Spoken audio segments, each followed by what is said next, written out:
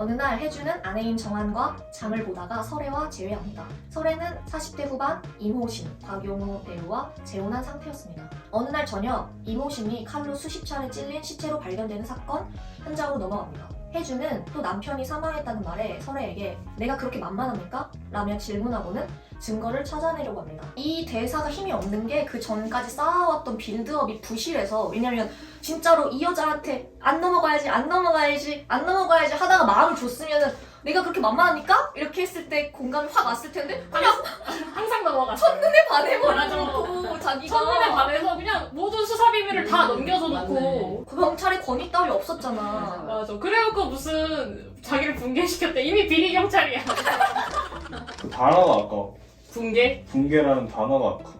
뭔가 궁든탑 같은 게 천천히 무너진 것처럼 어쩔 수 없이 거대한 힘에 대항할 수 없는 그런. 그러니까 우리 혜준이 설애를 만나기 전까지 완벽한 인간이라는 거를 사실 느낄 수가 없어요. 영화를 보면서 그냥 외향으로만 드러내려고 하는 것도 너무 하수 같고, 그리고 심지어 그 외향이 어떤 형사라는 직업과 더 맞지 않아서, 근데 그 안에서 뭐 독특하니까 이 사람은 더 완벽한 거야 라고 말하기에는 이 사람이 정말 그냥 남들이 하는 거 다 언니 말대로 다 피해가다가 진짜 지뢰만 밟고 가지 않았나 이런 생각이 들어요. 그러니까 계속 지뢰만 밟아. 그러니까 대학교 1, 2학년 때 예술병이 걸리는 건 이해를 해요. 그게 나의 행운이지, 행운. 모든 예술인들이 럭키. 모든 예술인들이 이해를 해요. 맞아. 아, 약간 치기가 어리구나. 근데 이런 과정이 필요하다. 근데 네. 올드보이가 2000년 그 초반 때 영화인데 그때부터 지금까지 예술병에 걸렸다면 이건 중증이에요. 사춘기처럼 일시적인 게 아니라 계속 이어져. 그럼 이거는 그냥 죽을 수밖에 없는 거야.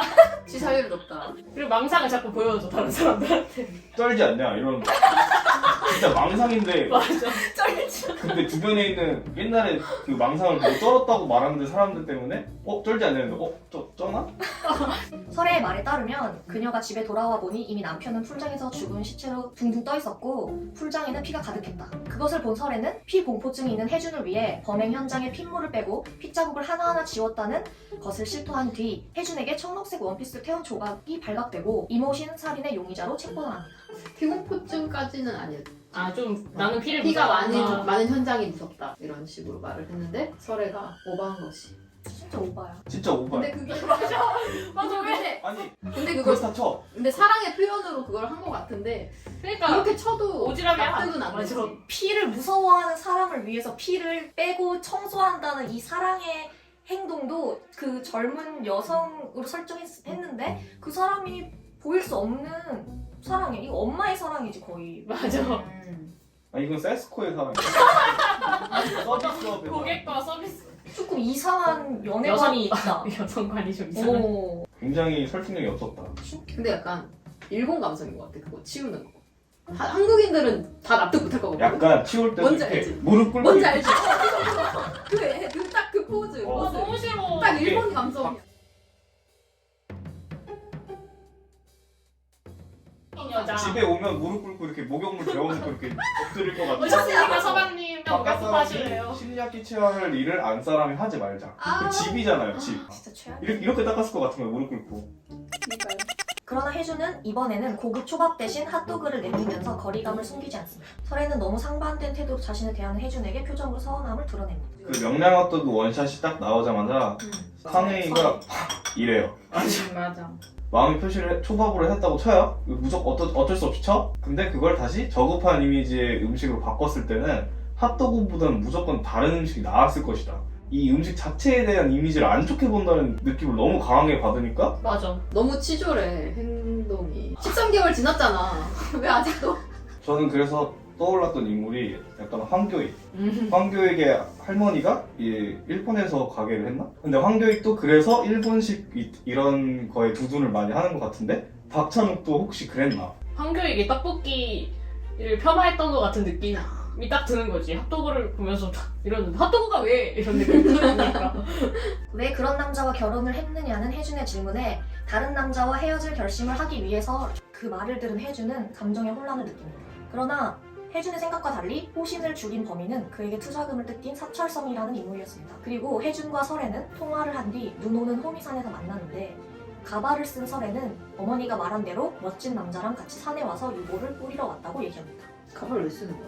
도대체 이해할 수가 없어. 왜냐면 2000년대 초반에는 가발이 유행했기 때문에 그걸 합리화하는 듯한. 이게 어머니랑 누워있을 때 상위 배우가 단발로 나온단 말이에요. 그래서 어머니가 알아볼 수 있게끔 머리를 그러니까 우리가 이렇게 뜻을 무슨 소 뒷걸음질 치는 것 마냥 유추를 해야만 그 이상한 기행을 이해할 수 있다는 것 자체가 이 영화는 망했다. 큰 걸 다 놓쳤는데 사소한거에 이게 있어요 라고 말을 해놨어요.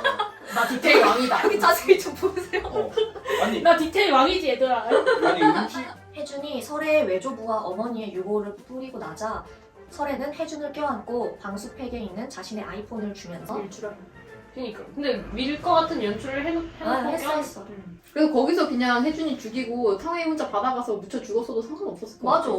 아니면 탕웨이 그 장면은 좋았거든. 그랬으면 차라리 나왔을 텐데 이런 게 너무 그냥 영화가 붕괴되었어요. 아이폰을 주면서 혜준에게 붕괴 이전으로 되돌아가 달라고 합니다. 설애는 혜준의 립밤을 바르고 브레스민트 사탕을 먹은 뒤 키스를 합니다. 아, 그거 은단 아니었어? 은단을 생각했을지언정 요즘 걸로 가겠지. 맞아? 나는 고급질 아저씨니까. 아이폰 기능 하나도 모르는데 아이폰 써야 되는 쓰는 아저씨니까. 할머니랑 그 설애가 핸드폰이 동일하려면 차라리 갤럭시가 더 맞아. 어울리거든? 근데 왜 아이폰을 했는지 알아요? 그 층계 138층 그것 때문에 어거지로 한 것 같아요. 아이폰 기본 앱이에요, 그게? 네. 제가 요즘 근데 너무 징그러워요. 그런 데에만 자꾸 근데 집착한다는 게. 2000년대 초반 아니에요? 근데?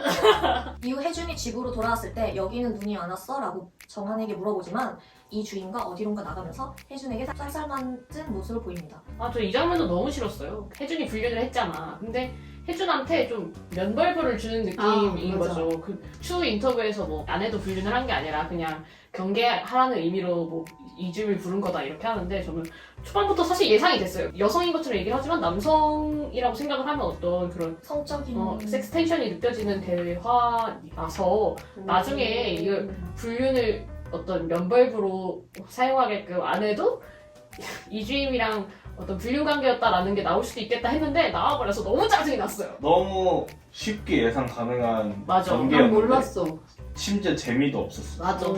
차라리 사랑과 전쟁 이거는 예상이 가도 재밌습니다. 사랑과 전쟁 재밌죠. 근데 이건 사랑과 전쟁도 아니고 그냥 붕괴된 영화의 끝이었어요. 아니 왜냐면 사랑과 전쟁은 사람 냄새가 나는 이야기들이고 이 혜준은 추하면 안 되거든. 왜냐면 자신을 투영한 캐릭터니까. 이런 그런 느낌을 지점을 너무 많이 봐서 너무 징그러운 거예요. 말하면 말할수록 느끼는 게 영화가 붕괴됐구나. 그래서 우리가 말하는 마침내. 것도 점점 계속 붕괴가 되는구나. 이후 혜준은 설애가 바다에 버린 휴대폰을 주워와서 복구하는데 성공했다는 소식을 듣습니다. 설애가 혜준에게 깊은 연심을 품고 있다는 것을 눈치챈 이모신을 처리하기 위해서 설애가 사철성의 어머니를 죽였다는 것을 깨닫게 됩니다. 설애가 혜준을 좋아한다는 거를 혜준의 아내에게 알리려고 했다는 것부터 뭔가 좀 이상하게 느껴졌어요, 저는. 그러니까 그럴 수밖에 없는 게 그 전에 있는 빌드업들이 다 망가졌기 때문에 망하지 않으려고 어떻게든 뭔가 이렇게 하려는 듯한. 왜냐면 뭐 이 영화가 특별한 하나의 목적을 가지고 흘러가는 게 아니라 이 혜준을 얼마나 멋있게 치장하는지에만 집중하고 있기 때문에 룩북이었군요. 예 그래서 이런 건 소용이 없는 자신의 멋있는 옷만 보여주고 아저씨. 팬티는 보여주기 싫은 거야. 왜냐면 팬티까지 가면 자기의 늙은 몸을 보여줘야 돼. 작가로서의 용기가 없는 거야. 맞아. 근데 그런 모습을 보여줘야 영화인데 영화임을 부정하면서까지 이렇게 하는 이유가 무엇인가 도대체. 그래서 중국에서 넘어올 때 밀반입했던 그 유골함에 뚜껑에 있었던 네펜타닐 네알로 사철성의 어머니를 죽이게 된 거죠.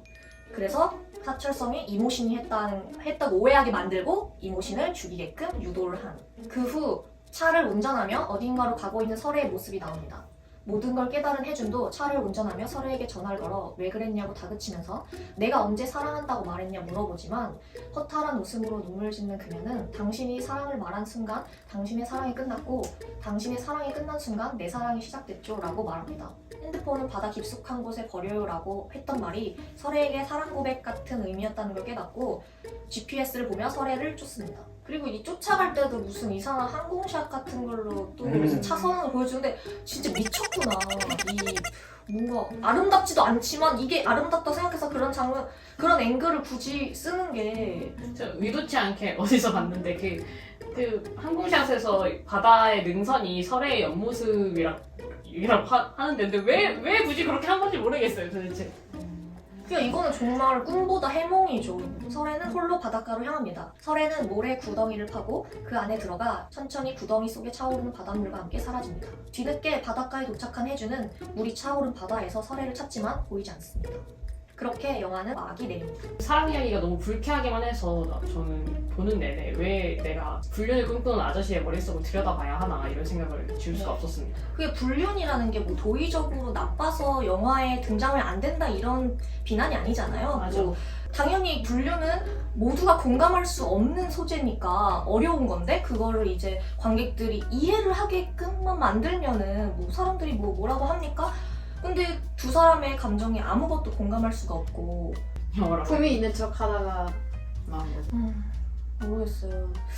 애초에 진짜 박찬욱 감독은 자신을 솔직하게 드러낼 수 있는 용기가 없던 사람이지 않을까라는 생각까지 하게 되네요, 정말. 왜냐면 여태까지 해왔던 작품들은 원작이 있는 작품들이다 보니까. 근데 헤어질 결심은 오리지널 작품이라고 봐도 무방한데 여기서 이렇게 인간의 심리를 직면하지 못하고 막 피해가면서 꾸며내려고만 자꾸 하는 게 이게 도망다니는. 예, 왜냐면 인간이라는 게 사실 차려진 모습도 존재하지만 속에는 추하고 그런 모습이 있는데 그런 거를 솔직하게 그려내지 않고 멋있게 그리려고만 하니까 이게 우리가 알던 그 사람은 누구지? 약간 이런. 회사 사람들이 내 지인이 헤어질 결심을 보러 간다고 했는데 그게 뭔데 싶더가 약간 이런 반응이었다는 거야. 마블 이런 건 알아도 그런 건 모르는데 그래서 난 그때 그 얘기를 듣고서 아 그럴 수가 있구나라고 생각했는데 그럴 수 있다. 충분히 있다. 이제 그쪽으로 가는 거구나. 이제 메이저가 아니라 마이너로 가신 거. 완전히. 홍상수 자리도 됐나? 조금 냄새 났지. 그 어. 냄새. 그래, 차라리 그러네. 홍상수가 나. 그치, 홍상수 차라리 솔직하잖아. 맞아. 이어봤나요? 근데 절대 못 따라가지. 박찬욱은 실천할 용기가 없어. 출처할 용기도 없고 솔직하지도 않고. 솔직하지 못하니까. 감독상을 탔잖아요. 감독상이 이 작품을 잘 만들어서 주는 상이 아니란 말이에요. 공로상? 공로상.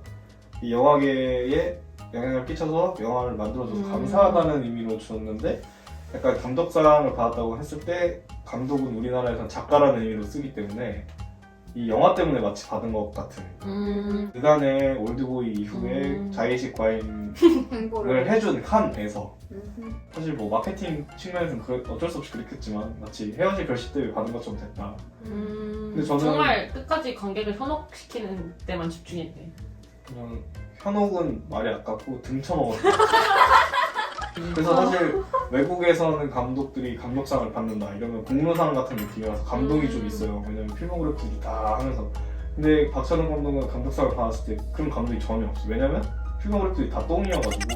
아니 그냥 몇 년 전에 미국의 유명한 영화 감독 그 쿠엔틴 타란티노라는 분이 영화적으로 돌아가셨잖아요. 네네. 네. 네, 그래서 이제 영사. 예, 영다이. 우리나라의 박찬욱 감독도 영화적으로 돌아가신 것 같습니다. 근데 저는 아가씨 때부터 이미 돌아가셨다라고 생각하는데 아가씨 때 관뚜껑 닫았고 못질을 했어 지금. 그러니까 헤어질 결심이라는 영화를 개봉한 게 그래서 관을 열고 나올 수 있었느냐의 그거였는데 그 제목 그대로 헤어질 결심 완전히 그냥 끝났고 사람들이 좋아하겠지 이렇게 뭔가 안일하게 생각하셨던 것 같기도 하고 뭔가 진짜 거장의 그 품격이 전혀 느껴지지 않는 한 줄 평 해주세요. 뮤비 아니고 무비. 박찬욱과 마침내 헤어질 결심. 박찬욱 감독님 다른 남의 영화도 좀 보셔야 될 것 같다. 너무 예의 바른 거 아니야? 감독님이라고 하는 것도 이미 글렀어. 박씨 영화 그만 만들어. 해라. 어이 박씨. 어이 박씨 일어나 달라. 어이 박씨. 차기작이 소름 돋게 재밌지 않는 한 안 볼 것 같습니다. 저는 차기작이 나왔다고 해도 기대를 아예 안 할 거예요. 재밌다고 해도 안 믿을 것 같은 수준. 네, 판결할까요? 박찬욱 감독과 헤어질 결심. 하나, 둘, 셋. 인자하네 이 사람. 바다 같은 사람이네. 기회를 한 번 더. 제가 얼마 전에 들은 재미난 이야기가 있는데 한국은 왜 이렇게 살기도 힘든데 나쁜 놈들이 많냐. 외국인이 한 말이에요. 근데 외국은 혁명이나 이런 일이 있으면 나쁜 일을 많이 하는 애들이 많아지면 모가지를 친대요. 제일 대빵을.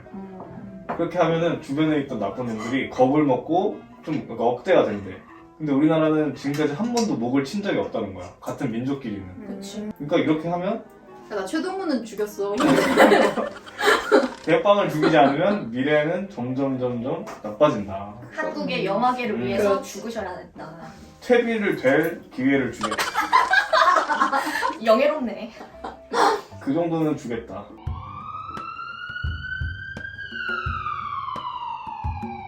오늘 주제 멀티플렉스 티켓값 과연 적절한가? 티켓값이 굉장히 비싸졌다. 하지만 왜 15,000원이라는 가격이 비싸지 않냐고 주장하냐면